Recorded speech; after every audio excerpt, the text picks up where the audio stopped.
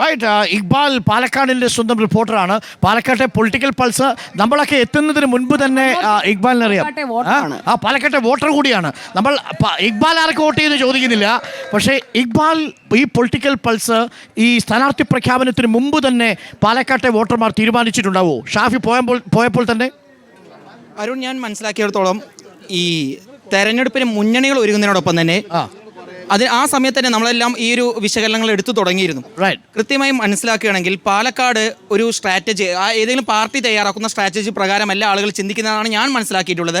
കൃത്യമായി ജനകീയ വിഷയങ്ങൾ, ജനങ്ങൾ അനുഭവിക്കുന്ന പ്രശ്നങ്ങൾ അത് കണ്ടുകൊണ്ട് തന്നെ ആയിരിക്കും വോട്ടർമാർ ഇത്തവണ പോളിംഗ് ബൂത്തിലേക്ക് പോവുക. കാരണം സ്ഥാനാർത്ഥികൾ പല ഭാഗത്തേക്കും പോകുമ്പോൾ അവിടെ ചർച്ചയാവുന്നത് മറ്റ് വിഷയങ്ങളൊന്നുമല്ല. KLU, ഒന്ന് റോഡ്, പിന്നീട് കുടിവെള്ളം, അതിനുശേഷം മെഡിക്കൽ കോളേജ്, ടൗൺ ഹാള്, മോയിൻസ് സ്കൂളിലെ ഡിജിറ്റലൈസേഷൻ, ഈ കാര്യങ്ങളെല്ലാം കൃത്യമായി തന്നെ ചർച്ച ചെയ്ത് അതെല്ലാം മനസ്സിലാക്കിക്കൊണ്ടായിരിക്കും ഇത്തവണ പാലക്കാട്ടുകാർ പോളിംഗ് ബൂത്തിലേക്ക് പോവുക എന്നാണ് ഞാൻ ഇപ്പോഴും മനസ്സിലാക്കുന്നത്. അതിൽ ഒരു മാറ്റം വരുത്താൻ മൂന്ന് മുന്നണികൾക്കും സാധിച്ചിട്ടില്ല. മൂന്ന് മുന്നണികളും ഈ കാര്യം ഉള്ളതുകൊണ്ട് തന്നെ കൃത്യമായി ഭയക്കണമെന്നാണ് ഞാൻ വ്യക്തിപരമായിട്ട് ഞാൻ മനസ്സിലാക്കിയിട്ടുള്ളത്.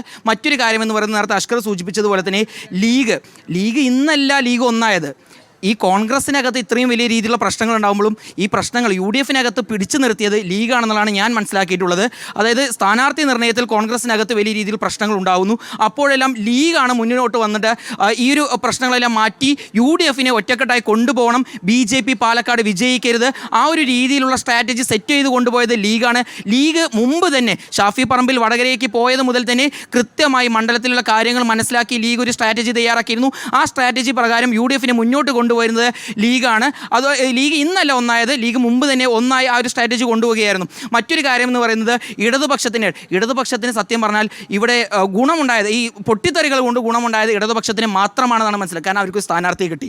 മറ്റൊരു കാര്യം എന്ന് പറയുന്നത് ഓരോ ഈ ഒരു പൊട്ടിത്തെറികൾ ഉണ്ടാകുമ്പോഴും ഇടതുപക്ഷത്തേക്ക് കൂടുതൽ ആളുകൾ വരുന്നു എന്നുള്ളതാണ്. അത് അവരെ സംബന്ധിച്ചിടത്തോളം പ്രത്യേകിച്ച് പിരാരിയിൽ എന്ന് പറയുന്നത് UDFന് ഒരുപാട് വോട്ടുകൾ വരുന്ന ഒരു മേഖലയിലാണ്.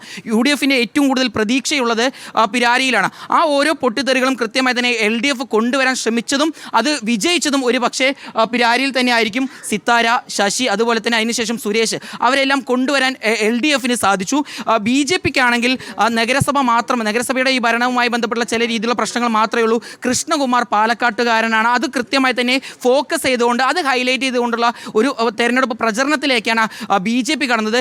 ഭയക്കേണ്ട കാര്യമെന്ന് പറയുന്നത് ഈ ജനകീയ വിഷയങ്ങൾ, ജനകീയ പ്രശ്നങ്ങൾ മാത്രമാണ് മൂന്ന് മുന്നണിക്കുമെന്നാണ് എനിക്ക് മനസ്സിലാക്കി. ഓക്കെ ദീപക്, നോക്കൂ, സനിൻ മുതൽ സന്ദീപ് വരെ